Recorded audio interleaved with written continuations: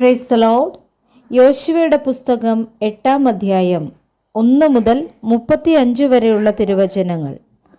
അനന്തരം യഹോവ യോശുവയോട് അരുളിച്ചെയ്തത്, ഭയപ്പെടരുത്, വിഷാദിക്കുകയുമരുത്. പടജനത്തെയൊക്കെയും കൂട്ടി പുറപ്പെട്ട് ഹായിയിലേക്ക് ചെല്ലുക. ഞാൻ ഹായി രാജാവിനെയും അവൻ്റെ ജനത്തെയും പട്ടണത്തെയും ദേശത്തെയും നിന്റെ കയ്യിൽ തന്നിരിക്കുന്നു. യെരിഹോവിനോടും അതിൻ്റെ രാജാവിനോടും ചെയ്തതുപോലെ നീ ഹായിയോടും അതിൻ്റെ രാജാവിനോടും ചെയ്യണം. എന്നാൽ അതിലെ കൊള്ളയെയും കന്നുകാലികളെയും നിങ്ങൾക്ക് എടുത്തുകൊള്ളാം. പട്ടണത്തിൻ്റെ പിൻഭാഗത്ത് പതിയിരിപ്പ് ആക്കേണം. അങ്ങനെ യോശുവയും പടജനമൊക്കെയും ഹായിയിലേക്ക് പോകുവാൻ പുറപ്പെട്ടു. പരാക്രമശാലികളായ 30,000 പേരെ യോശുവ തിരഞ്ഞെടുത്ത് രാത്രിയിൽ അയച്ചു. അവരോട് കൽപ്പിച്ചതെന്തെന്നാൽ, നിങ്ങൾ പട്ടണത്തിൻ്റെ പിൻഭാഗത്ത് പതിയിരിക്കണം. പട്ടണത്തോട് ഏറെ അകലാതെ എല്ലാവരും ഒരുങ്ങിയിരിപ്പിൻ. ഞാനും എന്നോട് കൂടെയുള്ള സകല ജനവും പട്ടണത്തോടടുക്കും. അവർ മുമ്പിലത്തെ പോലെ ഞങ്ങളുടെ നേരെ പുറപ്പെട്ടു വരുമ്പോൾ ഞങ്ങൾ അവരുടെ മുമ്പിൽ നിന്ന് ഓടും. അവർ ഞങ്ങളെ പിന്തുടർന്ന് പട്ടണം വിട്ട് പുറത്താകും. അവർ മുമ്പേ പോലെ നമ്മുടെ മുമ്പിൽ നിന്ന് ഓടിപ്പോകുന്നു എന്ന് അവർ പറയും. അങ്ങനെ ഞങ്ങൾ അവരുടെ മുമ്പിൽ നിന്ന് ഓടും. ഉടനെ നിങ്ങൾ പതിയിരിപ്പിൽ നിന്ന് എഴുന്നേറ്റ് പട്ടണം പിടിക്കണം. നിങ്ങളുടെ ദൈവമായ യഹോവ അത് നിങ്ങളുടെ കയ്യിലേൽപ്പിക്കും. പട്ടണം പിടിച്ച ശേഷം നിങ്ങൾ അതിന് തീ വയ്ക്കണം. യഹോവയുടെ കൽപ്പന പ്രകാരം നിങ്ങൾ ചെയ്യണം. സൂക്ഷിച്ചു കൊള്ളുവിൻ, ഞാൻ നിങ്ങളോട് കൽപ്പിച്ചിരിക്കുന്നു. അങ്ങനെ യോശുവ അവരെ അയച്ച് അവർ പതിയിരിപ്പിന് ചെന്ന് ബഥേലിനും ഹായിക്കും മധ്യേ ഹായിക്ക് പടിഞ്ഞാറ് അമർന്നു. യോശുവയോ ആ രാത്രി ജനത്തിൻ്റെ ഇടയിൽ താമസിച്ചു. യോശുവ അതികാലത്ത് എഴുന്നേറ്റ് ജനത്തെ പരിശോധിച്ചു. അവനും ഇസ്രയേൽ മൂപ്പന്മാരും ജനത്തിനു മുമ്പായി ഹായിക്ക് ചെന്നു. അവനോട് കൂടെ ഉണ്ടായിരുന്ന പടജനമൊക്കെയും പുറപ്പെട്ട് അടുത്തു ചെന്ന് പട്ടണത്തിനു മുമ്പിലെത്തി ഹായിക്ക് വടക്ക് പാളയമിറങ്ങി. അവർക്കും ഹായിക്കും മധ്യേ ഒരു താഴ്വരയുണ്ടായിരുന്നു.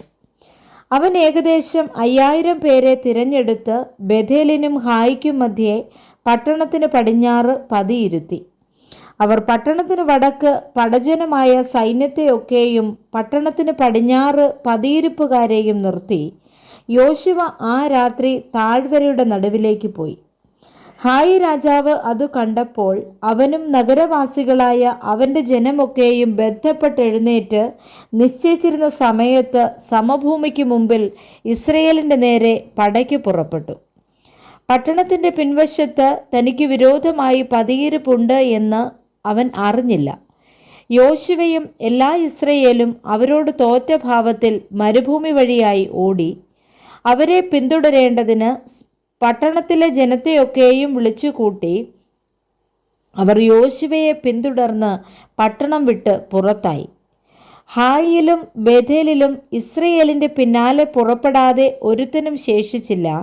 അവർ പട്ടണം തുറന്നിട്ടേച്ച് ഇസ്രയേലിനെ പിന്തുടർന്നു. അപ്പോൾ യഹോവ യോശുവയോട്, നിന്റെ കയ്യിലുള്ള കുന്തം ഹായിക്ക് നേരെ ഏന്തുക, ഞാനത് നിന്റെ കയ്യിൽ ഏൽപ്പിക്കുമെന്ന് അരുളിച്ചെയ്തു. അങ്ങനെ യോശുവ തൻ്റെ കയ്യിലുള്ള കുന്തം ഹായിക്കു നേരെ ഏന്തി.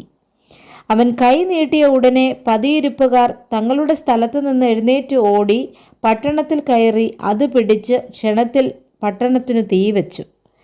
ഹായി പട്ടണക്കാർ പുറകോട്ട് നോക്കിയപ്പോൾ പട്ടണത്തിലെ പുക ആകാശത്തേക്ക് പൊങ്ങുന്നത് കണ്ടു. അവർക്ക് ഇങ്ങോട്ടോ അങ്ങോട്ടോ ഓടുവാൻ കഴിവില്ലാതെയായി. മരുഭൂമി വഴിയായി ഓടിയ ജനവും തങ്ങളെ പിന്തുടരുന്നവരുടെ നേരെ തിരിഞ്ഞു. പതിയിരിപ്പുകാർ പട്ടണം പിടിച്ചു.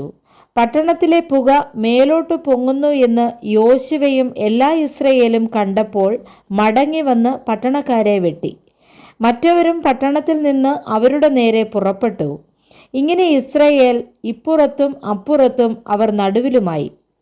ഒരുത്തനും ശേഷിക്കുകയോ വഴുതിപ്പോകുകയോ ചെയ്യാതെ വണ്ണം അവരെ വെട്ടിക്കളഞ്ഞു.